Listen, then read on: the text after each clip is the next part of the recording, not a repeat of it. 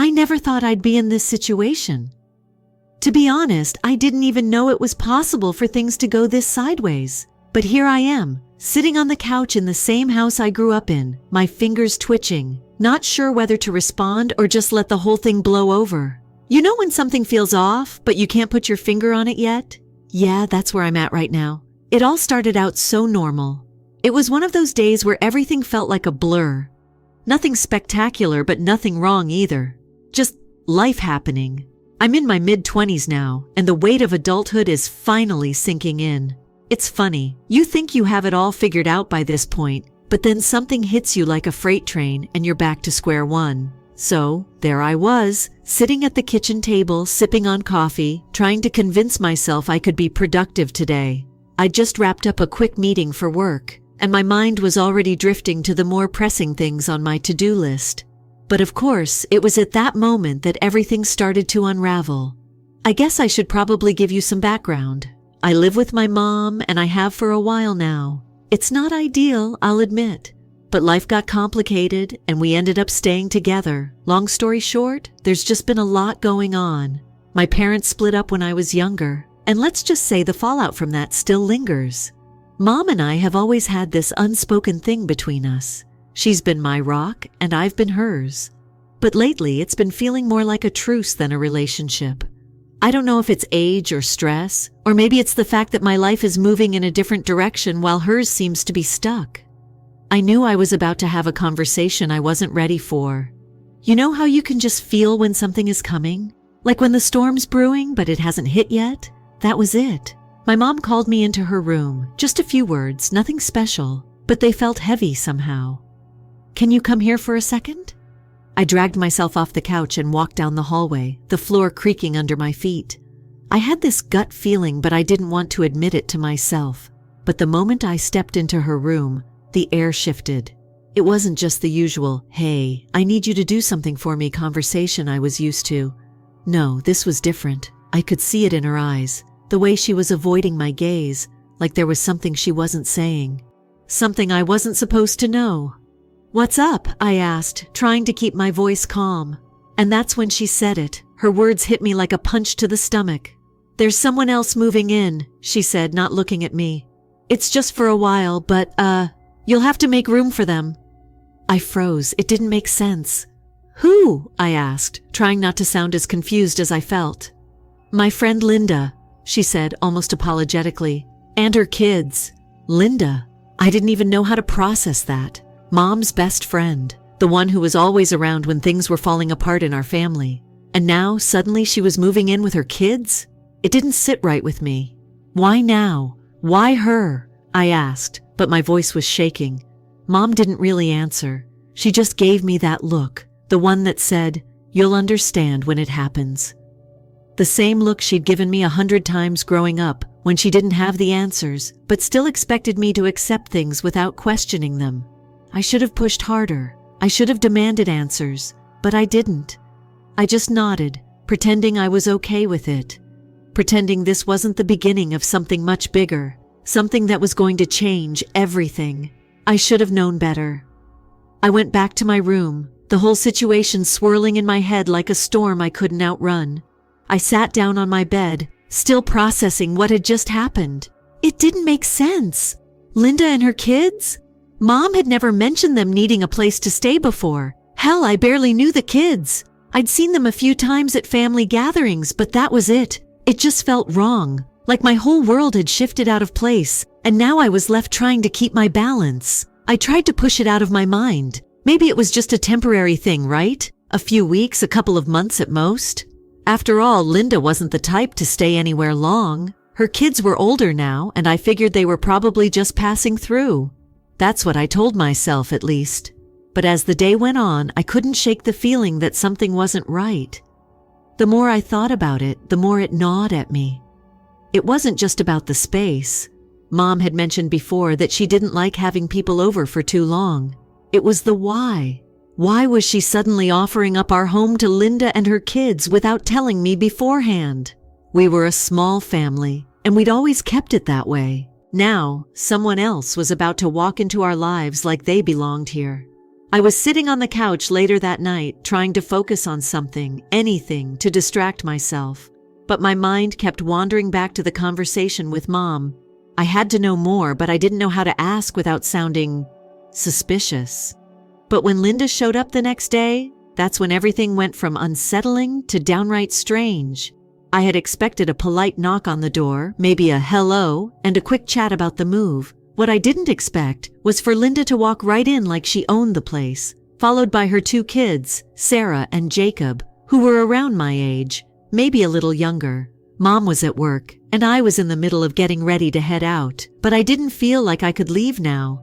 It felt like the whole situation had just spiraled out of control. "Hey, there you are," Linda said, her voice too loud for the calm I was desperately trying to hold on to. She stepped inside without waiting for me to invite her, as if this were her home. I managed a stiff smile, trying not to show my irritation. "Hi, Linda," I said, my voice dry. "What's going on?" She seemed too cheerful, like everything was normal. "Just here to drop off some stuff. You know, the kids and I are going to be staying for a bit." I nodded, but I couldn't bring myself to say anything more. I just didn't know what to say. The whole situation felt off. Sarah, the younger one, barely looked at me. She just stood there, arms crossed, as if she was just as uncomfortable with the arrangement as I was. Her brother Jacob, who was older, gave me a half-hearted wave before looking away. They both seemed distant, like they were aware of how strange it was for them to be here too. "You can stay in the guest room for now, but we'll need to figure out the sleeping arrangements soon," Linda said, acting like she'd been part of the family for years. "Anyway, I'm sure you've got things to do, so we'll just settle in. You won't even know we're here." Yeah, right, I didn't know it at the time, but this was the beginning of something bigger than I was ready for. This wasn't just about a temporary guest situation. It was about boundaries being crossed. It was about my space, my life, being invaded without so much as a warning. And as I would soon find out, there were things Mom hadn't told me, things she didn't want me to know. I went to my room and closed the door, trying to process what was happening. But my thoughts were racing, and I couldn't get a grip on anything. I thought about the time when I was younger, and things felt more secure, when my mom and I had our routine. I used to feel like we were a team, like we were in it together. But now, everything felt like it was slipping through my fingers. It wasn't until the evening, after Linda had settled in, that I began to piece together the first clue that something wasn't right. I was sitting in the living room when I overheard Mom and Linda talking in the kitchen. The door was slightly ajar, and I could hear snippets of their conversation. "I just don't know how to tell her," Mom's voice was shaky. "Don't worry," Linda reassured her. "She'll understand. She has to. You've been through enough, and it's time for you to focus on yourself for once." I froze. I had no idea what they were talking about, but I could hear the worry in my mom's voice, and it didn't sit well with me. I leaned in, trying to catch more of their conversation, but I didn't hear anything else that made sense. I wasn't sure if I was just imagining things, or if I had stumbled on something I wasn't meant to know. But whatever it was, I couldn't shake the feeling that there was something huge they were keeping from me. Something bigger than just Linda moving in with her kids. And I was about to find out exactly what that was. The next few days passed in a blur of strange silences and forced pleasantries. Linda and her kids had fully moved in, and the house that had once been quiet now felt cramped, suffocating even. It wasn't just the physical space, it was the weight of it all. Every corner seemed to have a shadow of things left unsaid, and I could feel it in the way my mom and Linda interacted, the little looks they exchanged when they thought no one was watching, like they shared a secret they weren't ready to reveal. I could never shake the feeling that something was wrong. It was in the way Linda moved through the house like she belonged here. She was always here, always in the kitchen, always in the living room, always in my space. I started to notice the little things, the way she'd make herself comfortable in areas where she didn't belong, the way she'd linger in the hallway, listening to my conversations when I thought I was alone. I tried to brush it off, tried to tell myself that maybe I was just being paranoid, but something inside me told me I wasn't imagining it. I'd never seen my mom like this before. There was a part of her that seemed distant. She was different around Linda, softer, more eager to please. like she was tiptoeing around, trying not to upset her. And I hated it. I hated how Linda seemed to have this hold on her. It was like she was manipulating her without saying a word. I had a feeling this wasn't just about the living arrangements anymore.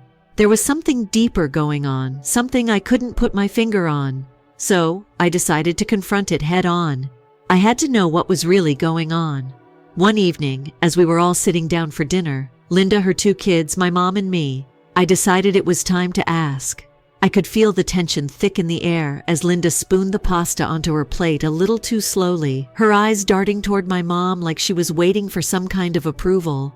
Mom was quiet, almost absent, poking at her food and avoiding eye contact. It wasn't normal. We used to talk during meals. We used to laugh, argue about the dumbest things and share stories. But now it was just silence. And I hated it. "Mom," I said, trying to keep my voice casual, "why didn't you tell me about Linda moving in sooner?" My mom stopped mid-bite, her eyes darting up to meet mine. She looked startled, caught off guard. But it wasn't just surprise, it was guilt. That flicker of guilt that flashed across her face before she quickly masked it with a smile. "Oh, honey," she said, trying to brush it off. "I didn't think it was that big of a deal. Linda's just staying for a little while. You know how things have been with her lately?" I wasn't buying it. I had heard that tone before, the let's keep things calm tone, the don't ask too many questions tone. I leaned in, pressing for more. "But why? Why now? I mean, she's your friend, but this seems like a pretty big step. And her kids too? I don't even know them that well." Mom hesitated, the fork in her hand shaking slightly. "I told you, it's just temporary. She needed a place to stay. Things were getting tough for them. You know how it is, sweetheart." There it was again, the vague, reassuring words. But the more she spoke, the more I could feel the distance growing between us. The more I realized that she wasn't being honest. This wasn't just about helping a friend. There was something else going on here. I could feel Linda's eyes on me, sharp and calculating. She hadn't said much up until now, but I knew she was listening closely. And the way she was looking at me, there was something in her gaze, like she was waiting for me to make a move. It unsettled me. I turned to her, unable to stop myself. "Linda, do you have something you want to tell me?" She smiled, that wide, fake smile that I'd come to dislike over the years. "Oh, sweetheart, no, nothing at all. We're just here to stay for a bit, like your mom said. No harm done." But I could see it in her eyes, the way she was trying to control the conversation, trying to keep things smooth, the way she was avoiding my gaze. That was when I noticed something else. Her kids were quiet, too quiet. Sarah and Jacob hadn't said a word during the entire dinner. They were both staring at their plates, looking as uncomfortable as I felt. They weren't even making eye contact with me, and that was strange. Normally, we'd at least exchange a few words, but now it was like they were afraid to speak. I felt a chill run down my spine. The night dragged on and the conversation was forced. Eventually, we all went to our respective rooms, but I couldn't shake the feeling that something was about to happen, something that would change everything. I decided I couldn't wait anymore. I had to know what was going on, and I wasn't going to let my mom brush me off again. That night, long after everyone had gone to bed, I stayed awake. I lay in my bed, staring at the ceiling, listening to the quiet hum of the house. Every creak, every rustle made my pulse quicken. I was waiting for something to happen, and I knew that it was only a matter of time before the truth came out. Then, just as I was starting to drift off, I heard it. The unmistakable sound of hushed voices coming from the hallway. It was coming from my mom's room. I held my breath, listening closely. It was a conversation, but the words were too soft for me to catch. I quietly got out of bed, my heart pounding in my chest, and tiptoed toward the door. I cracked it open just enough to hear better. Mom's voice was clear now. "I don't know how to tell her, Linda. I don't think she's going to understand." Linda's voice followed, her tone cold. "She has to. She will understand. It's the only way. And once she does, it'll be fine." That was it. That was the moment I knew I couldn't just sit back and pretend everything was okay anymore. I wasn't going to be left in the dark. I was going to find out exactly what was going on and why they were keeping secrets from me. And when I did, nothing would be the same again. I stayed up that night, too wired to sleep. My mind was racing. replaying everything I'd overheard. I couldn't shake Linda's cold assurance, her confidence that everything would be fine once I understood. I didn't know what she meant, but I wasn't about to wait around and find out. The next morning, I woke up early, determined to get to the bottom of whatever was happening. I needed to confront Mom, face to face. I wasn't going to sit idly by anymore, waiting for the truth to trickle out in bits and pieces. I needed answers. I walked downstairs, my mind made up. The house was eerily quiet. Linda's kids were still asleep, and Mom was in the kitchen, her back to me as she prepared breakfast. She didn't turn around when I entered. I watched her for a moment, waiting for her to acknowledge me, but she didn't. I could feel the distance between us like a thick fog that hadn't been there before. The easy comfort we once had seemed like a distant memory. "Mom," I said, keeping my voice calm, but there was an edge to it. "We need to talk." She froze, her hands pausing mid-motion, but she didn't turn around. I waited a beat, my heart pounding in my chest before I stepped closer. "What's really going on?" I asked. "Why is Linda really here? Why didn't you tell me?" Her shoulders slumped. I could see the weight of it in the way she held herself, and I knew, she knew, that I wasn't going to back down. She sighed deeply, the sound heavy with resignation. "I didn't want you to worry," she said, her voice soft, almost apologetic. "Worry," I repeated, my frustration building. "Mom, this isn't just about Linda needing a place to stay. I heard you last night. You're hiding something from me, and I need to know what it is. What aren't you telling me?" She was silent for a moment, her back still to me. Finally, she put the spatula down and turned to face me. Her eyes were red, like she hadn't slept much, and the lines on her face seemed deeper than I remembered. "I never wanted you to find out this way," she said, her voice trembling. "But I guess it's time you knew the truth. I just didn't know how to tell you." I felt my stomach tighten. "Just tell me," I urged. She took a deep breath, then sat down at the kitchen table, motioning for me to sit with her. I did, though my legs felt like lead, the weight of her words pressing down on me. "I've been struggling for a while," she began, her eyes avoiding mine. "Financially, emotionally. After your dad and I split up, things were hard, you know that. But lately, it's been harder than I can handle. I wasn't sure how to make ends meet, and Linda, she offered to help. She said she could make things easier for me, for both of us." I stared at her, trying to process what she was saying. "So you let her move in? With her kids?" I asked. "What's really going on, Mom? This isn't just about money, is it?" Her face softened, but there was a sorrow there now, a quiet sadness. "No, it's not just about money, it's about me, Katie. I've been lonely, so lonely. And Linda, she's been there for me, more than just a friend. She's been more than that." My heart skipped a beat. Something in her tone made my chest tighten. It didn't make sense, but I already knew where this was heading. "You're telling me you and Linda—" I trailed off, unable to finish the sentence. The thought felt too foreign to even say out loud. She nodded, her eyes filling with tears. "Yes, Katie. I didn't want you to know this way. I didn't want to hurt you. But Linda and we've been seeing each other for a while now." I was stunned. The world seemed to tilt sideways. I didn't know what to say. My mom, the person who had been my rock all these years, was she really telling me this? I opened my mouth to speak, but no words came out.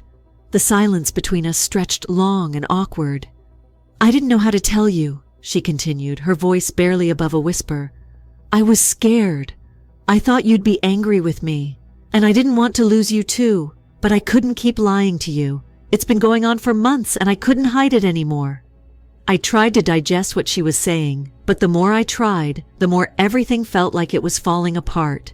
Linda, Mom, this. It wasn't just about living arrangements. It was about something deeper, something I hadn't even begun to understand. "I'm sorry," Mom whispered, her hands trembling as she reached out for mine. "I should have told you sooner. I didn't want you to feel abandoned." "Abandoned?" I pulled my hand back instinctively. The idea of her and Linda together, in a way I couldn't even fathom, was too much. It felt like everything I knew about my family, about my life, was a lie. I wasn't sure who I was angry at, her, Linda, or myself for not seeing it sooner. I stood up feeling dizzy. I needed air. I needed to leave this house, even if just for a moment to collect myself. I need some time," I said, my voice hoarse. I can't do this right now. My mom reached out, but I stepped back, shaking my head. The look in her eyes, so full of regret, was too much. She didn't understand. She never would. I walked out the door into the cold morning air, and I didn't know where I was going or what I was hoping to find. I just knew that everything had changed. I don't even know how long I walked. It was like my body was moving on its own, just trying to put as much distance between myself and the house as possible. The city streets felt strangely quiet, almost too calm for the storm inside me. The cold wind hit my face like a slap, but it didn't wake me up. Nothing was making sense anymore. I kept replaying what my mom had said over and over in my mind. She's been seeing Linda. Those words echoed in my ears like a broken record. I never thought I'd hear something like that. Not from her, not from my mom. I wasn't angry at her, not yet, but I was hurt. How could she keep something like that from me for so long? Why didn't she trust me enough to tell me? I kept walking, not really caring where I was headed. My phone buzzed in my pocket, but I ignored it.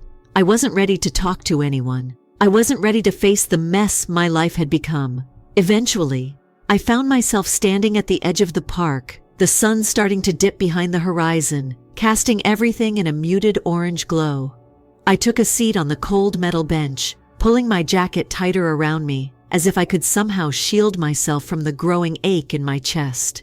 My thoughts were spinning, and I was still trying to make sense of everything. I'd always thought my mom was invincible, strong, unshakable. She'd always been the one I turned to when things went wrong, the one who would protect me from everything. And now, I felt like I didn't even know who she was anymore. I had to talk to her. I knew that. I couldn't just run away from this, but I didn't know how to face her. It was too raw, too fresh. But I couldn't let it fester either. If I didn't understand why she did this, I didn't know how we could move forward. I stared at my phone again. It was a message from my mom. "Katie, please come home. I know this is hard, but we need to talk. I'm so sorry for not telling you sooner. I never meant for you to feel hurt." I wanted to throw my phone across the park, but I didn't. I read the message again, my heart squeezed. She's sorry. She didn't mean to hurt me. But the truth was, she had. She'd been hiding this from me for months, and every minute she kept it from me felt like another minute of my trust slipping away. I didn't respond. I couldn't. Not yet. The next few hours were a blur. I wandered around the city, unsure of where I was going. It was like I was looking for something, anything that would help me make sense of what had happened. The longer I was away, the more I started to question everything. Had my mom always felt this way about Linda? Were there signs I missed? And what was I supposed to do now? Could I ever accept what she had done? Could I ever accept them? Finally, as the evening set in, I found myself back in front of the house. The lights inside were dim, and I could see the faint outline of my mom through the window. She was sitting at the kitchen table, her head in her hands. It made my stomach twist, seeing her like that. She wasn't just sorry, she was devastated. But did that make it better? Did her guilt make it easier to forgive her? I stood there for what felt like an eternity, my hand hovering over the door handle. I wasn't sure what to expect when I walked back in. Would she apologize again? Would Linda be there, pretending everything was fine? Would the house feel different, like a place I didn't recognize anymore? But eventually, I opened the door. The house was still, too quiet. Mom looked up at me from the table, her eyes red. She didn't say anything at first, just stared at me, her face full of emotion. It made my heart ache. "I'm here," I said, my voice quieter than I meant it to be. I wasn't sure if I was ready to forgive her, but I knew I needed to talk. We needed to talk. Mom wiped her eyes and stood up, taking a few steps toward me. "I don't know what to say, Katie. I really don't. I'm so sorry for everything. I never wanted you to find out this way." I took a deep breath, trying to steady myself. "Then why didn't you tell me?" I asked, my voice cracking a little. "Why keep this from me for so long?" Mom's shoulders slumped and she let out a long sigh. "Because I was scared. I was scared of losing you. I didn't know how to tell you that I wasn't the person you thought I was. I didn't want you to look at me differently." "I already do," I whispered, the words coming out before I could stop them. And it hurt to say it, more than I thought it would. But it was true. Everything had changed. The image I'd had of my mom was shattered in a way I didn't know how to fix. As she reached for my hand, but I pulled it away.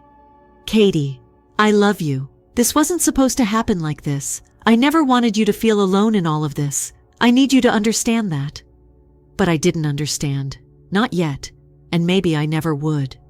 I need time, I said, my voice firm despite the tears threatening to spill over. I need time to process this. I understand, she said quietly, her face falling. I'll give you all the time you need. But just know, I never stopped loving you. I never will. I didn't know what to say to that. I wanted to believe her, but the hurt was still so fresh, so raw, and I wasn't sure how to move past it, how to move past her. I turned and walked away from her back toward the stairs. As I headed to my room, I could feel her eyes on me, but I didn't look back. In the days that followed, everything felt like it was in a state of suspension. I couldn't tell if I was still in shock or if I was just too numb to feel anything else. Mom gave me the space I asked for. She stayed in her room most of the time, and Linda kept her distance too. I think we were all trying to figure out what this new dynamic meant for us, but it didn't feel like the same house anymore. It didn't feel like home. I kept thinking back to that conversation with my mom, how broken she had looked when I walked away from her, and part of me hated myself for it, but another part of me was still too angry, too hurt to let go. It took a long time, but eventually I started to talk to her again. Not everything, not the way we used to, but baby steps. It wasn't easy. There were days I felt like I wanted to scream at her for what she'd done, but I tried to remember what she said, that she was scared, and I guess, deep down, I understood that fear. I don't know if I'll ever fully forgive her, but I know that I can't let this destroy us either. Whatever happens next, we're still family. We have to be. As for Linda and her kids, I don't know what that situation is going to look like, but I know it's not something I can fix overnight. I just hope that one day things can be normal again. Or at least, something close to its story. Two fiancé refused to halt his best man speech at our wedding, according to this story, despite the fact that I knew it would be disastrous due to my background. Hello everyone. I've been spending a lot of time locating these tales for you, and the channel has been a little sluggish lately.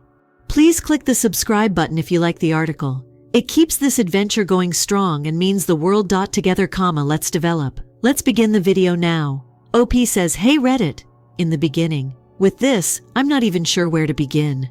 I suppose I should start by providing some background. I am 29 years old, and my fiancé Ryan is 30 years old. We have been dating since 2021, although we have known each other for ages. For example, everyone has been close since middle school, and we grew up with the same circle of friends. Over the years, members have joined and left this organization, but the core membership has remained consistent. Before I even met him, Ryan's best buddy was Zach, a 30-year-old man who is also his best man. In our group, he has always been a huge personality. I assumed he meant good, but he laughs around and occasionally goes too far.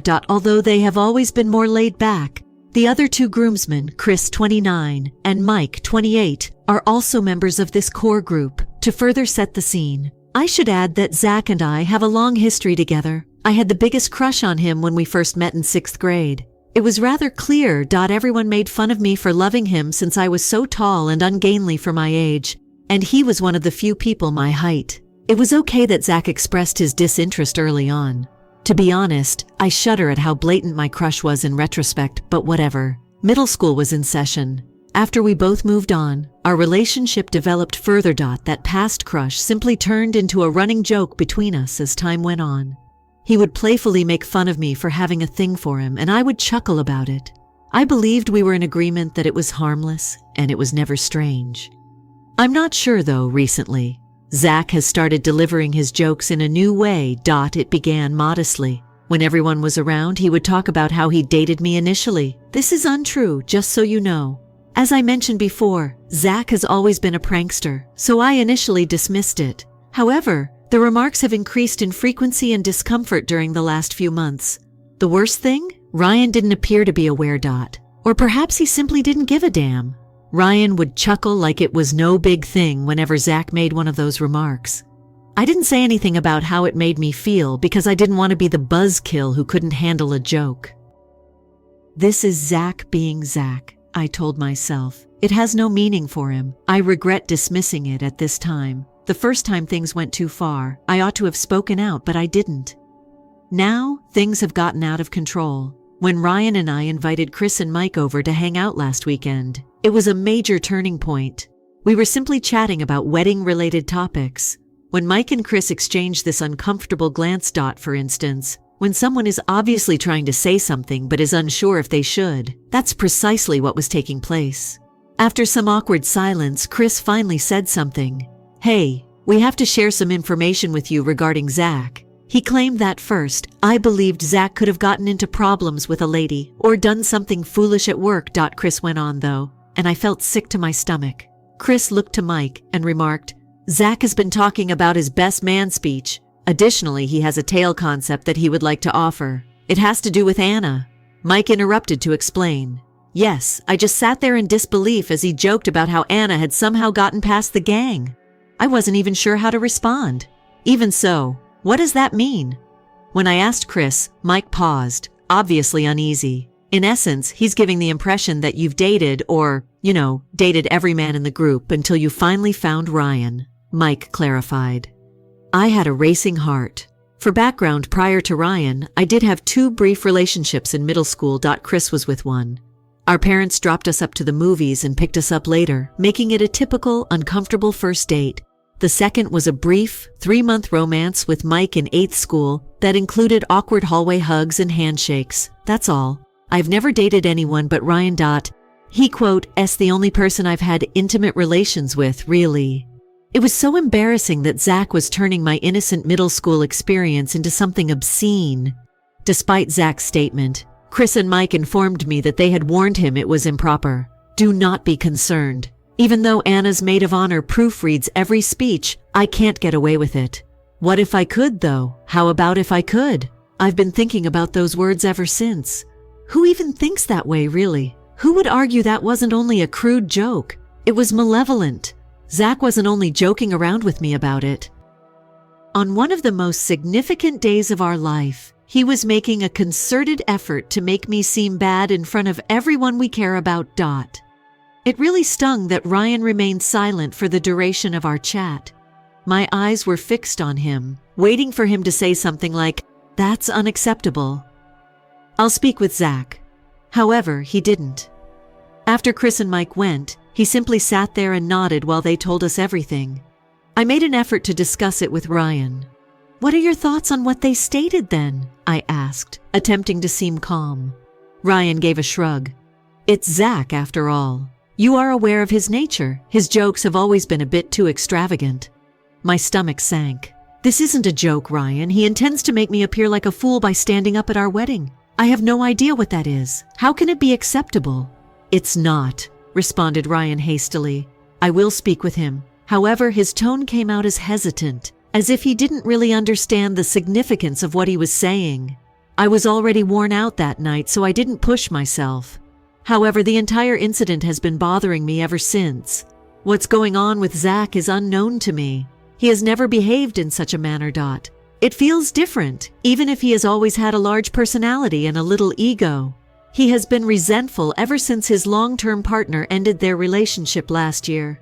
Not even I want to draw hasty judgments. However, a part of me questions whether envy is at play here. Perhaps he is projecting his realizations about his own life onto us as a result of witnessing Ryan and I get married. Or perhaps he's simply a jerk. I'm not sure. All I know is that I can no longer ignore this. I made the decision to tell my maid of honor the following day. Emily is a 29-year-old woman. She understands me better than anyone because she has been my best friend since college. She was furious when I told her what Mike and Chris had said. Anna. She said, "This isn't a joke. Zach is attempting to make you seem bad. Whether he's prepared to do anything similar, what more could he do?" It all seemed so much worse when she spoke it out. I had been attempting to explain Zach's actions by convincing myself that they weren't sincere. Emily was correct, though. This was more than a prank gone too far. This was malevolent, and Emily didn't stop there. She advised you to establish some boundaries. Zach has no right attending your wedding, much less serving as Ryan's best man, if he is incapable of showing you respect. I remembered what she said. I didn't want to think Zach would intentionally do anything like this because we had been friends for so long. However, the more I considered it, the more I saw that this had nothing to do with my overreaction or sensitivity. Zach had gone too far, and things would only become worse if I didn't deal with it right away. I brought it up to Ryan once again later that evening. "Have you yet to speak with Zach?" I inquired. He was obviously taken by surprise when he looked up from his phone. "Not quite yet." "Oh," he said. "I intended to give it a few days. I'd rather not confront him while I'm still angry." I was frustrated, but I held my tongue. "It's not simply that you're angry, Ryan. Zach intends to make me look foolish. Us in the presence of everyone we love. You cannot just ignore this issue. He let out another sigh, and I could see that he was becoming defensive. "I promised to speak with him. Just trust me to take care of it, Anna." I nodded, but I wasn't really sure on the inside. Given how long they had been close friends, I wasn't sure whether Ryan could actually hold Zach responsible. Despite my desire to have faith in Ryan, I couldn't get rid of the suspicion that Zach's actions would not alter. I feel stuck in this whole thing. I can't allow Zach to treat me disrespectfully like this, but I also don't want to destroy Ryan's friendship with Zach or break up our group of friends. Not generally, and not at my own wedding. What's going on with Zach is unknown to me. This feels different, even if he has always had a strong personality and a little ego. He has been acting resentful and cruel, especially to women, ever since he broke up with his long-term partner last year. I don't want to make any assumptions, but I can't help but wonder if this is a jealousy issue.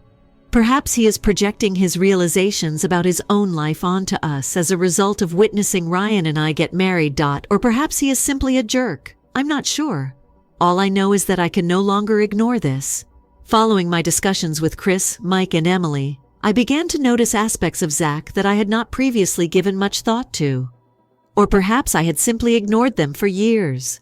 I attributed his actions to his disposition.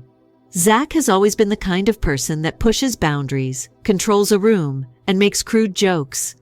However, Zach wasn't just being himself. This was not like the others. I mentally reenacted everything over the course of the following few days. The jokes about me being shared around the group weren't the only thing. Zach's actions throughout the past year or so had a pattern that I had not yet recognized. About a year ago, Zach and Natalie, his longtime girlfriend, called it quits. He was distraught when she ended their nearly 5-year relationship. I initially felt sorry for him. All of us did. Particularly after a lengthy relationship, ending a relationship can be difficult. Zach appeared to spiral instead, then recover and move on. He began to say sour things about relationships, and women in particular. It seemed subtle at first. He makes jokes about women constantly wanting more than they deserve, or about gold diggers. I recall feeling uneasy, but I dismissed it since, well, it was Zach. He just talks like that, don't you think? Looking back, though, I can see how those small remarks grew into something more significant. Zach wasn't only resentful of his split, he was becoming a complete misogynist. A few months after Natalie's departure, Zach got wasted at a party one night and began to complain that decent people usually end up last. I recall him stating that even if you do everything well, they would still leave you for someone who has more money or better abs. I didn't give it much thought at the moment, but it felt strange that he was staring at me when he said it. However, I now question whether he was transferring his resentment onto Ryan and myself. In relation to Ryan, I became aware that Zach's perspective on him had also evolved. They had been great friends for ages, in fact, inseparable. Zach's jokes about Ryan, however, have changed in tone over the last year. When Ryan was discussing our wedding preparations, he would say things like, "He lucked out with me once," or "Ryan was whipped." Zach cut him off with, "Are you certain you're prepared to secure it? Man, marriage is a trap." I could see that affected Ryan, but he shrugged it off. He simply didn't want to acknowledge it. The more I considered it, the more I understood that Zach's actions weren't just directed at me. Ryan was also involved. The notion that Ryan was advancing in life while Zach was stagnant was intolerable to Zach. Ryan was going to be the first person in our group to be married after being the first to get engaged. The person who always seemed to have everything together was Zach. The solid work, the enduring partnership, and the self-assured disposition. However, Zach was no longer the one settling down and creating a future. Ryan was. It dawned on me then. There was nothing funny about Zach's quips. He used them to bring us down to his level. He was attempting to disrupt our happiness because he couldn't bear to see us happy. I thought about it for a few days before deciding to speak with Ryan once again. I had to let him see what I saw. That Zach wasn't being himself. His actions were poisonous. We must discuss Zach, Ryan. One evening after supper, I remarked. With a sigh, Ryan expressed how unhappy he was to be having this discussion once more. How about him? You're not taking this seriously enough, in my opinion. It's not just a joke that went too far, I said. Zach is attempting to make you and I seem bad during our wedding. Do you not notice that? Ryan gave his temples a massage. I promised to speak with him, Anna. Simply put, I don't believe he means it the way you believe. I could feel my anger erupting. Ryan, how else should I handle it? He literally intends to make me appear like someone I'm not in front of our family and friends. How can it be acceptable? Ryan was at a loss for words. He merely sat and gazed at the table. At last I said, you should speak with him right away, because I don't want him at the wedding if he doesn't fix this and apologize. Ryan's head jerked upwards. Don't you want him to attend the wedding? Anna, he's my best man. Since we were young, he has been my best friend. I am also your fiancé, I fired back. Or is that irrelevant? He appeared conflicted, and I briefly believed he was going to argue with me before he nodded. I will speak with him. A brief wave of relief passed over me, but it was short-lived. Ryan wasn't entirely on board, and I could tell. I was concerned because he still didn't think Zach's actions were serious. If he couldn't confront Zach right away. When Zach unavoidably crossed lines again the following day, what would happen? At last, Ryan gave Zach a call to speak. I could hear some of the conversation even though I wasn't in the room. It sounded as though things were not going well. About 10 minutes later, Ryan returned to the living room with a frustrated expression. Yes, I did ask. Ryan remarked that he didn't mean anything by it. He said you're exaggerating it and that it was only a joke. I gaped at him in shock. What did you say too? Ryan stated. I told him that it wasn't okay and that he needed to apologize to you. However, I doubt that he will. Naturally, he wasn't. Zach never offered an apology. Every time he managed to make himself the victim. I came to a heartbreaking realization at that same time. Zach wasn't who I believed him to be. I had known the friend since middle school. The man who always had my back and made me laugh was no longer with me. Or maybe he'd never really existed in the first place. I don't know what's going to happen next. Ryan swears he's on my side, but I can sense he's struggling with how to approach this. Zach isn't only his best man, he's his best buddy. And as much as I hate to admit it, I think Ryan is frightened of losing him. But here's the deal. Perhaps Zach isn't a buddy worth having if he can't respect Ryan or myself enough to stop making jokes and say sorry. Update 1 point. I felt considerably more uneasy after Ryan's talk with Zach last time. It wasn't simply disappointing that Zach wouldn't apologize. A smack in the face was what it was. This was more than a miscommunication or a poorly delivered joke. It was intentional. He didn't care since he knew precisely what he was doing. It was made worse by the fact that Ryan still appeared reluctant to adopt a strong position. There must be a limit, don't you think? I know Zach has been his best buddy for years. What else is crossing it if this isn't? I made the decision to act independently. I had to defend myself if Ryan wasn't going to put in more effort and Zach wasn't going to apologize. I started by calling my maid of honor, Emily, to rant and come up with a strategy. Ryan spoke to him. Zach essentially told her that I was overreacting and that he didn't mean anything by it. Emily's sigh was audible. What a lack of apologies that is. Not that he believes he'd done anything wrong. Ryan said what? Zach didn't apologize to me after he informed him it wasn't acceptable. I can see Ryan is conflicted, even though he claims to be on my side. He's torn, of course, Emily remarked. Zach and he have been buddies for 15 years? It's likely that he feels torn between you two. He must, after all, get out of his jam, I said, my anger exploding. We are getting married today. Zach shouldn't be there if he can't show me or us respect. After a brief pause, Emily added, you know what you need to do? Take charge of the circumstance. You'll have to start with the speeches if Ryan doesn't volunteer. Zach shouldn't be given a microphone at this wedding. She was correct. I couldn't take the chance that Zach might use the wedding as a platform for a sick joke. That evening, I discussed it with Ryan. I told Ryan that we needed to talk seriously about the wedding. He was already preparing himself when he looked up from his laptop. All right, I told Zach straight out that I didn't want him to give a speech. Actually, until we give our approval, I don't want anyone to give a speech. Ryan scowled. Do you not believe him? I responded, no, I don't. Sincerely, I don't believe you do either. Even after speaking with Zach, do you truly believe he's incapable of saying something inappropriate? Ryan paused. I'm not sure. I wish he wouldn't, but he may. You're unsure, though, for him? I completed. That's right. And I refuse to take that chance. Ryan gave a slow nod. All right, no remarks unless we give us okay. I can also speak with the DJ, just in case. It was a solution, although an imperfect one. On my wedding day, at least, I wouldn't have to sit there fearing that Zach might make fun of me in front of everyone we knew. Even if the talks were under control, Zach's presence still made me uncomfortable. I felt nauseous every time I imagined him seeing me go down the aisle from the front row. The next day, I brought it up with Ryan. Zach might not be at the wedding, but I'm not sure. I spoke slowly. Ryan stopped. Anna. In addition to being my best man, he has been treating me disrespectfully for months.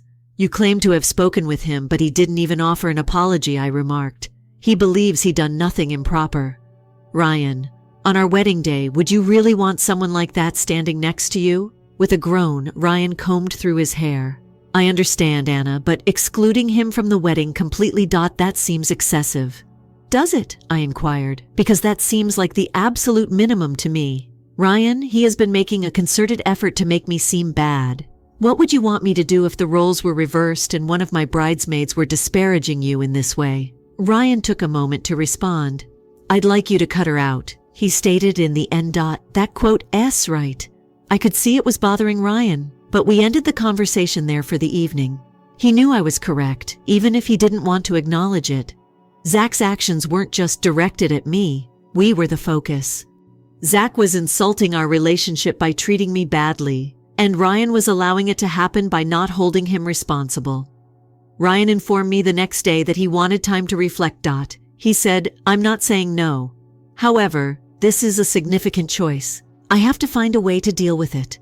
I consented to give him some room, but I secretly began to fear that Ryan would not be able to confront Zach at this point. For our future, what did that signify?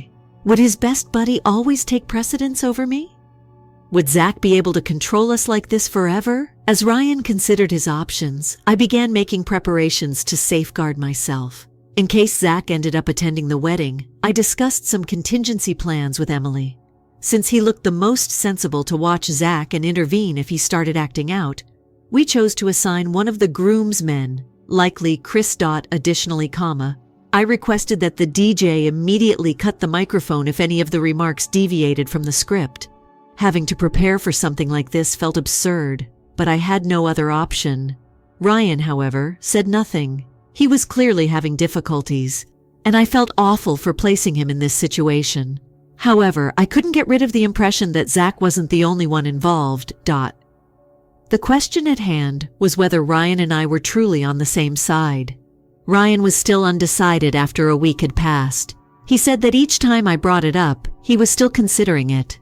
I made an effort to be patient, but it was difficult. I needed to know where we were because the wedding was just a few months away. At last, I sat Ryan down and told him that we needed to decide on Zach. I can't wait any longer for you to solve this. Ryan, this is our wedding. We're meant to work together. Slowly, he nodded. I swear I'll have an answer shortly. I know, Anna.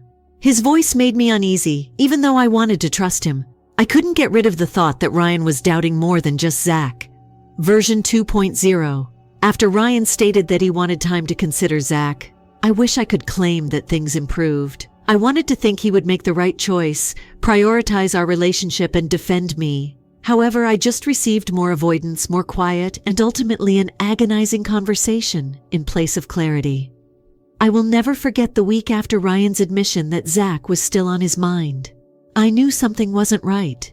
He wasn't only aloof, he was trying to avoid me. He would lose himself in his job or aimlessly go through his phone when we were at home together. He would respond hesitantly when I brought up wedding arrangements, saying things like, "Let's figure it out later." I thought I was the only one organizing this wedding. I made an effort to tell myself it was simply stress, There are many weddings. Furthermore, Zach's predicament was undoubtedly not helping. I felt in my heart that it was more than that, though. There had been a change between us, and I was unsure of how to resolve it. Then things reached a climax one evening. I chose to bring up the wedding timetable when we were eating takeout on the couch. "Hello?" I tried to speak in a light-hearted manner. "The timetable for the event should likely be finalized shortly. Details must be sent to the venue before next week." Ryan continued eating without looking up. "Yes," I stated more forcefully this time. "Ryan, can we discuss this? I need your opinion." With a groan, he put down his fork. "Anna, I'm not sure whether I'm capable of doing this at this time." My heart fell. "What are you going to do?" "Everything." Putting a hand through his hair, he spoke. "The preparation, the pressure, the wedding. I'm having trouble breathing." Unsure of how to react, I just gazed at him. "What do you say?" He seemed to pause in search of the appropriate words. "Anna, I'm telling you that I need time. It's time to determine whether this is what I truly desire." The floor seemed to have been torn out from beneath me. I repeated, "If you want this." "We've spent a year organizing this wedding, Ryan. You asked me to marry you? What are you saying? You're unsure whether this is what you want?" Unable to look me in the eyes, he averted his gaze. I'm not sure. I've started to doubt everything because of all this turmoil with Zach. For example, what will happen as things grow more difficult if we can't even get through this? It seemed as though someone had hit me in the gut. "Do you think I'm to blame for this?" My voice trembled as I asked. "Because I refuse to be humiliated at our wedding by your best buddy." "No," he said rapidly. "It's not only about Zach, or rather, it's not about Zach at all. It concerns us. We've been arguing a lot recently, and I'm not sure if that's typical. Zach has been the source of our arguments. He's been treating me disrespectfully, so I lost it, and you won't take any action. I did speak with him." "Defensive," Ryan remarked. "However, you want me to completely cut him out of my life? You have no idea how difficult that is for me, and you have no idea how difficult it is for me to feel like you don't care about me," I fired back. "I'm meant to be your companion, Ryan, your colleague. However, it seems like Zach is more significant to you than I am at the moment." He gave a headshake. "That is untrue." "Then demonstrate it. Stand up for me," I said. "Inform Zach that he is not invited to the wedding. If he's unable to say sorry, prove to me that you care about me." Ryan remained silent. He only sat there and gazed at the ground.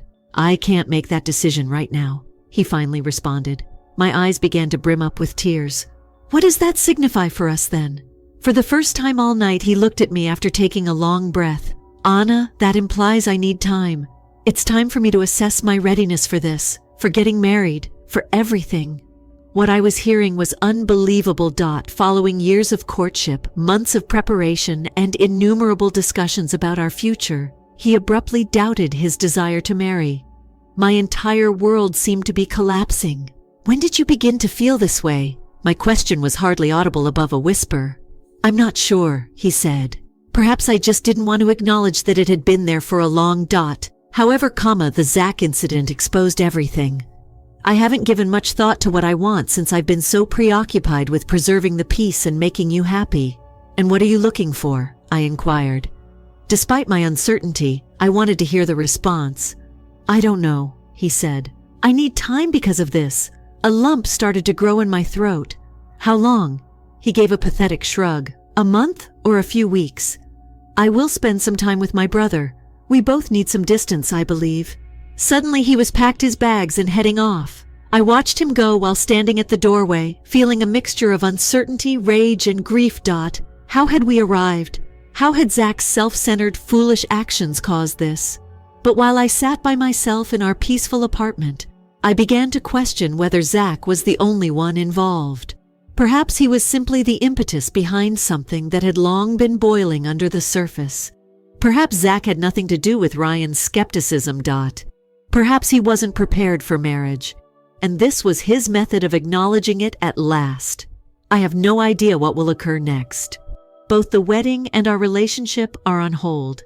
I'm not sure if I can wait for Ryan to decide whether or not he wants to be with me, but he claims he needs time. I have a feeling that I should be treated better. Someone who is certain that they desire me. A part of me, though, simply wants things to return to as they were before this whole ordeal began. I'm simply living day by day for the time being. Emily and my family have been a tremendous help when I've needed them. However, I am aware that the choice ultimately rests with me, regardless of the amount of counsel I receive. Shall I wait for Ryan? Or should I leave and start over? Reddit, please assist me with this. Story 3. My parents threatened to deduct my college funding if I didn't go, and my sister is getting married to my unfaithful ex. I've spent a lot of time gathering these stories for you all. Please click the subscribe button if you like the article.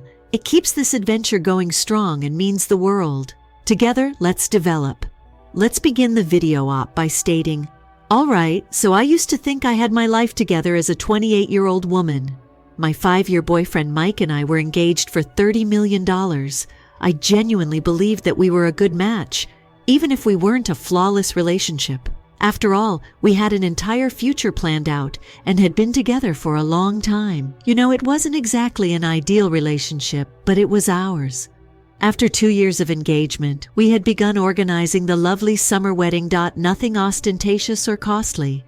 Just a little get-together with our closest loved ones. I pinned wedding outfits on Pinterest, looked into locations, and picked out flowers for hours. I just thought, yeah, typical guy stuff, even though Mike wasn't really engaged. Just tell me where to stand and what to wear, he would respond, rolling his eyes at centerpieces. I was too preoccupied with being in love to see that as a warning sign. Everything appeared to be all right, as good as it gets when you're balancing life, work, and wedding preparations. I felt both anxious and thrilled. Then suddenly, my whole world fell apart 3 months before to the wedding. One day, a mutual buddy sends me this direct message. She was someone I trusted, even if we weren't very close. Hey, I don't know if I should be telling you this, but I think you need to know, she said in her message. Screenshots of Mike flirting with another woman were included. Nor was it only lighthearted chit-chat. It was blatantly romantic. I recall looking at my frozen phone. This must be an error, I thought again. The screenshots, however, were truthful. There was no mistaking the messages. Mike wasn't only being flirtatious, he was unfaithful. Furthermore, it wasn't just any one-night stand. He had been conversing with this person for months. We spent months skulking about with another woman while organizing our wedding. I didn't confront him at first. I needed time to think. Was I too dull? Was there a huge warning sign that I missed? Did he not think I was enough? I was unable to contain myself the next day. After presenting Mike with the screenshots, I requested him to elaborate. He first disputed it, claiming that it was meaningless and only harmless fun. However, he eventually acknowledged it when I pressed him. It's not what you think, he said. We took no action. Oh, because it's so much nicer to cheat emotionally. I was enraged. I instructed him to get his belongings and depart. He pleaded with me to pardon him, stating he would stop at nothing to make things right. However, there was nothing to correct. How can you recover from that? When someone breaks your heart into a million pieces, how can you ever trust them again? The wedding was humiliatingly called off. I had to get in touch with everyone to let them know that it was no longer occurring. The pathetic glances, the uncomfortable discussions, it was intolerable. However, I believed I could at least go on. Shortly after, Mike left town and I assumed that was the end of it. I had no idea that this was only the beginning, the actual treachery that was still to come. It wasn't from Mike either. I was at last beginning to feel like myself again a year after the separation. The process of healing wasn't linear. It was a jumble of happy and heartbreaking days. I was keeping it together, though. That's what my 29-year-old closest friend Jake made sure of. When I started to obsess about what may have been or blame myself for Mike's adultery, he wasn't the type of person to let me mope. Jake would end it with a humorous diversion or a well-timed, "fuck that guy." My younger sister Lily, who is 25, contacted me that afternoon, but I didn't give it any thought. She sounded overly vivacious, as if she had recently won a game show. Significant news. Tonight we're having dinner at Mom and Dad's. All right? It's going to be fantastic. Lily and I weren't very close, but she did have her moments. I assumed that she had either gotten a promotion or was at last seeing someone who wasn't a dead giveaway. All right, I thought. I won't die after one family meal. When I arrived at my parents' place, I sensed something was wrong right away. A glued-on smile came across my mother's face as she opened the door.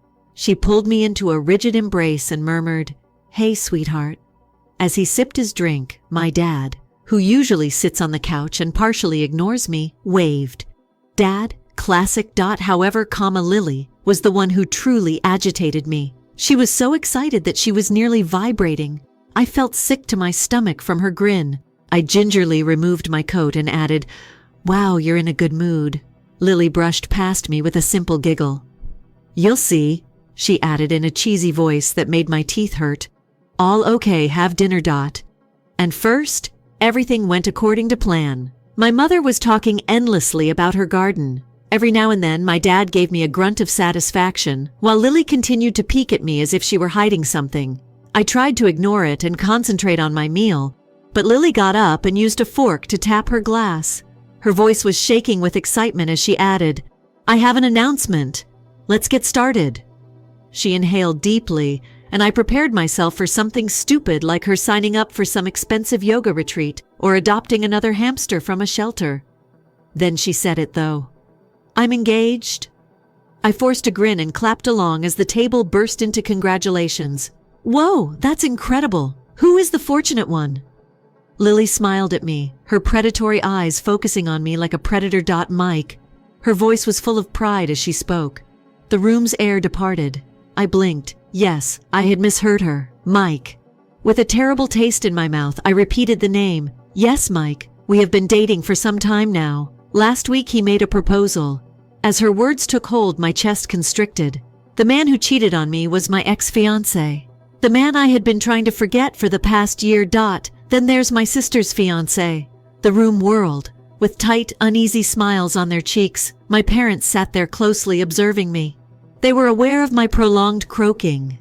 For a brief moment, Lily's smile wavered, but she soon recovered and shrugged casually for a time. After that, we became close, but you two split up. It simply occurred. It simply occurred. Like losing a turn on the highway or unintentionally spilling coffee. "You're kidding," I responded, trembling. "You've been skulking about with my ex and now you want me to do the same? What? Is this anything to celebrate?" My mother calmly leaped in. "We didn't want to inform you straight immediately, darling. We were aware that hearing might be difficult for you. I find it difficult to hear." I said it again, raising my voice. "You were aware of this, yet you chose not to alert me. You surprised me with mashed potatoes." Lily extended her hand. "Mike and I are in love, even though I realize that's a lot. I sincerely hope you can comprehend." My chair screeched on the wooden floor as I got up, tears clouding my eyes. "You are all distasteful. I didn't care if my voice cracked. Now give it a minute." I was already getting my suitcase and making my way to the door when my dad started. The clang reverberated in the cold night air as I slammed it behind me. As I got into my car, my hands were shaking. As I drove away, the hot, rapid tears obscured the streetlights. I phoned Jake as soon as I got home and flopped down on my couch. The second ring caught his attention.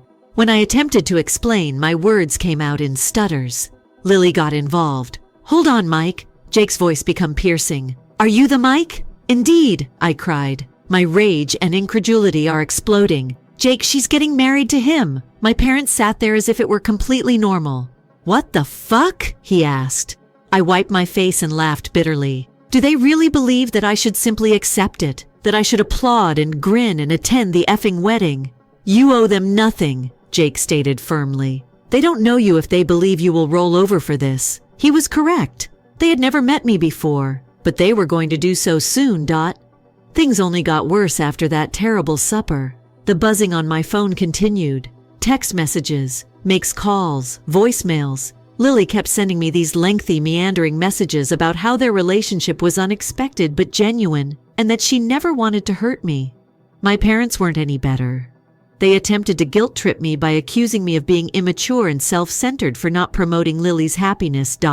They insisted that you can't control who you fall in love with and that love is complicated. It was repulsive. My dad called me one evening and said, "I'll have to reconsider helping with your grad school if you don't come to the wedding." I chose to ignore them for a while. Then something clicked. They weren't merely trying to get me to go. They were attempting to manipulate me. I recall my blood boiling as I sat there.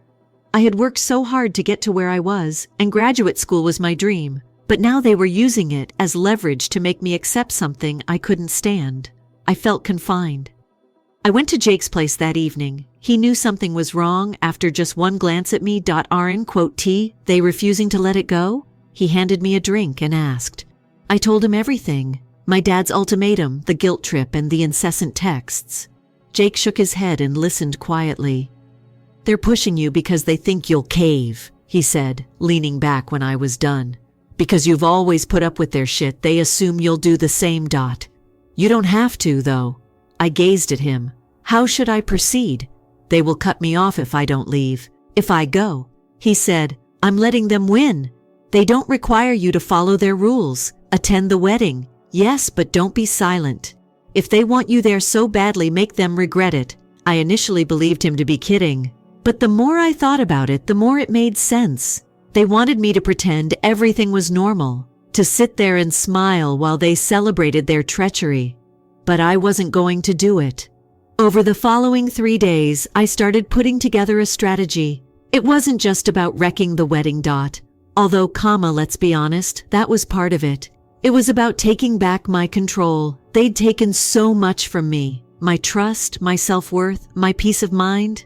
This was my moment to demonstrate them I wasn't someone they could walk all over. The first thing I did was read through my old texts and emails. I discovered everything messages between Mike and me throughout our engagement screenshots. My buddy had sent me of his infidelity, and even images from the wedding plans I'd been so thrilled about. I gathered it all into a tiny folder. It was difficult to look at, but I knew it was essential. Jake assisted me in completing the details of my idea. He smirked and added, They think this is their big day. It's going to be your stage, though. I wasn't only upset by the time the wedding came around. I was prepared. It seemed like entering a nightmare on the wedding day. Everything about it shouted like a wonderful fairy tale, and I couldn't wake up. The location was stunning.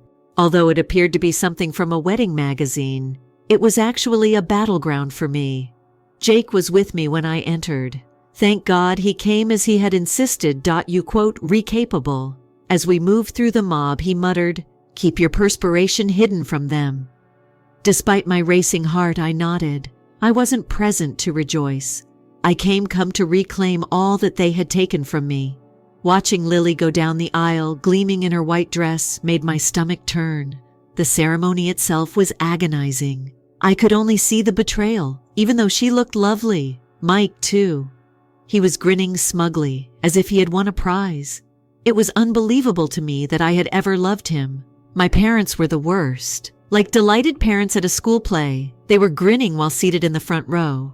At one point, I caught my mother's eye and she smiled at me as though to say, See, everything was successful. It was everything I could do not to lash out at that moment, but I refrained. I remained. I waited. Things became heated as the ceremony came to a close and the reception started. As the honorary maid, indeed. They were so bold as to ask me. I had to deliver a speech. I had, of course, consented. How could I not? However, they were unaware of the impending events. When I took the mic, the room was a flurry of clinking drinks and laughs. I sensed that everyone was watching me. Lily was grinning. My folks were looking on eagerly while Mike appeared unconcerned. I began with the customary courteous jargon after clearing my throat. Hello, everyone. I forced a grin as I said. In case you haven't heard of me, I'm Lily's elder sister. Being here today to commemorate this special love tale makes me very pleased. The audience laughed politely, but I could see Lily's grin waver a little. Excellent. I inhaled deeply and went on. Weddings, are about commitment and sincerity. They are about laying the groundwork for love and trust. I took a moment to process the remarks, and I believe it's critical that everyone in this room understands the reality of the basis of this specific connection. There was silence in the room, completely quiet. Everyone was watching me. I turned to speak sharply but steadily to Lily and Mike. I was engaged to Mike. I discovered he was cheating on me as we were organizing our wedding. Do you know with whom he was having an affair? My sister. The same sister who pretended to be encouraging while sitting next to me while I sobbed over him. Whispers and gasps sprang out throughout the throng. Mike's smug look vanished entirely, and Lily's face became ghost white. My parents appeared to have been smacked. I wasn't finished. They did not begin dating following our breakup. No, Mike and I were still together when they started dating, as well as my parents. They were aware that they hid it from me out of concern for my sentiments. Guess what though? Yes, it did. I took the packet I had prepared for anyone who might be interested out of my bag. I've got the evidence here. Texts, screenshots, and even pictures. You are welcome to look. I passed the folder to a table close by, being aware that it would catch on like wildfire. I then looked back to the microphone, to Lily and Mike then. I hope the best for you. You both deserve one another. After setting down the microphone, I picked up my suitcase and left. Outside, Jake was waiting for me. He smiled and replied, "Holy crap, it was awesome." My hands shaking, I released a nervous breath. "Was that too much in your opinion?" He chuckled. "Too much. That was ideal. You were wanted there." As we made our way to the car, you entertained them. Behind us, I could hear the mayhem breaking out. I heard Lily screaming, guests were yelling, and others were leaving, but I didn't care. I felt like I could breathe again for the first time in more than a year. The most freeing moment of my life was leaving that wedding. I left the pandemonium behind, and for the first time in years, I wasn't attempting to please everyone or hide my suffering in order to maintain the peace. I knew it wasn't over though. My phone started to light up like a Christmas tree by the time Jake and I were halfway home. Lily, my parents, and even some distant cousins were constantly messaging and calling. I paid them all no attention. "You don't owe them an explanation," Jake remarked, turning to face me. "Give them time to stew." I gave a nod. A part of me wanted to ignore the messages, but another part of me wanted to read them to see what they had to say. Later that evening, I checked, and the messages were just what I had anticipated. Guilt-tripping and anger are equal proportions. It was Lily's first text. "How could you harm me like this? My wedding was destroyed by you." Then came after, "I will never forgive you for causing me such embarrassment." Surprisingly, Mike said nothing. I suppose he was wise enough not to make contact. My mother left me a disappointed and irate voicemail. "You went too far. It's family. And you made us all look bad. Wait until you're ready to apologize before you call." My father texted more bluntly, "This family has been devastated by you. Don't count on our help in the future." That night, I shed tears. I became aware of their lack of concern for me, not because I felt bad about what I had done.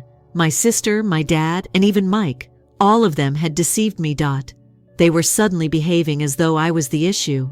Jake was correct. I had nothing left to pay them. I don't feel sorry for you. Furthermore, I will not apologize. One update. Hello, everyone. Since the wedding was a few months ago, I wanted to sincerely thank everyone for their support and guidance. When it seemed like my whole family was against me, reading your comments gave me the courage to stand my position. What transpired following the wedding then? Let's just say that the results were precisely as anticipated. Lily acted like a complete victim and told everyone that I had destroyed her wonderful day. On social media, she even shared a lengthy, dramatic account about how her sister's jealousy prevented her from being happy. Here's the problem, though. She lied to me for months and omitted the part where she took my fiancé. I received individual apologies from several of her friends who attended the wedding. They claimed to be appalled by her actions and to be unaware of the backstory. A few of them have even severed their connections with her. Conversely, Mike has been strangely silent. Although I haven't spoken to him personally, I've heard rumors that something has happened in his life.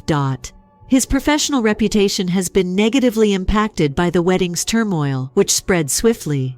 He works as a real estate agent, and it seems that after learning about the controversy, several of his clients left him.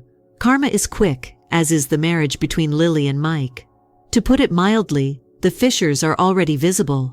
I've heard from family members who still communicate with me that they argue all the time. I suppose they are now coming to terms with what they did and the repercussions. Since their entire relationship is based on deceit and betrayal, I honestly don't see how they will manage to make it work. I can't help but feel sorry for Lily because she made her own decisions. My folks, on the other hand, are upset with me. They have made it apparent that they hold me responsible for the dissolution of the family. In an attempt to mend the damage, my mom even called a family meeting, but I turned her down.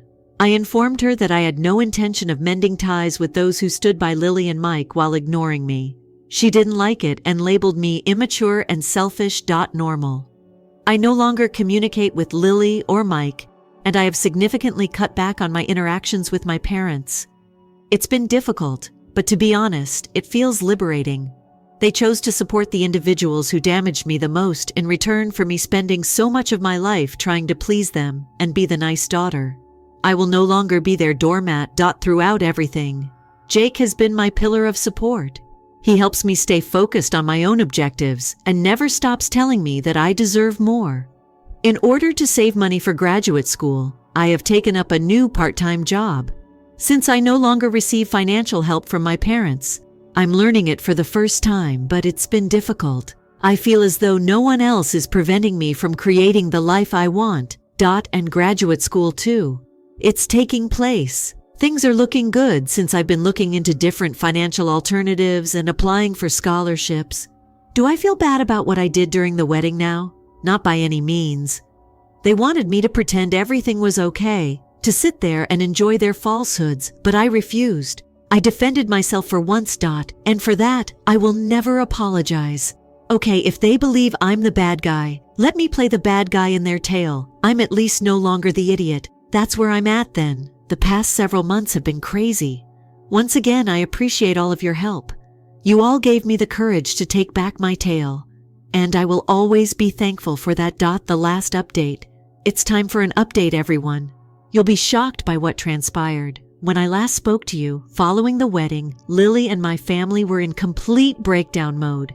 Guess whose mayhem continued? This guy's narrative simply continues getting weirder, so if you thought Mike's catastrophe was the end of it, think again. I thus didn't get a direct message from Mike following the wedding. Nothing. No calls, no texts. I initially believed that perhaps he had finally developed a conscience and was remaining in his lane. But it turns out that was not the case. It turns out that he has been busy making mistakes, which is his specialty.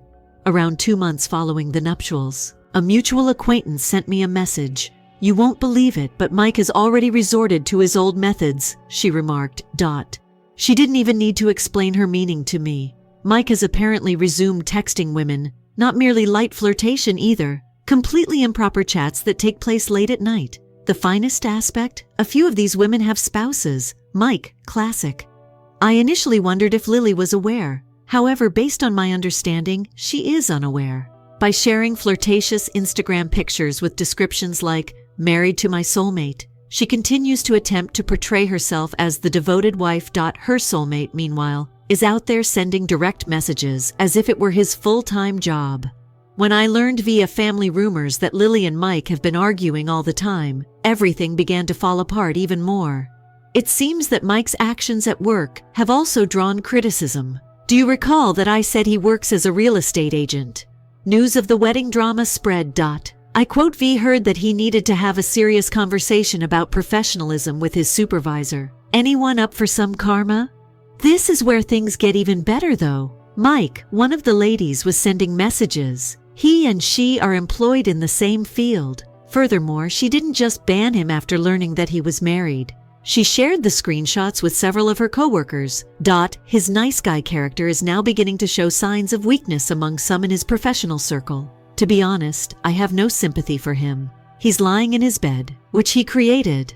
I'm not lying. I felt a strange sort of joy knowing all this.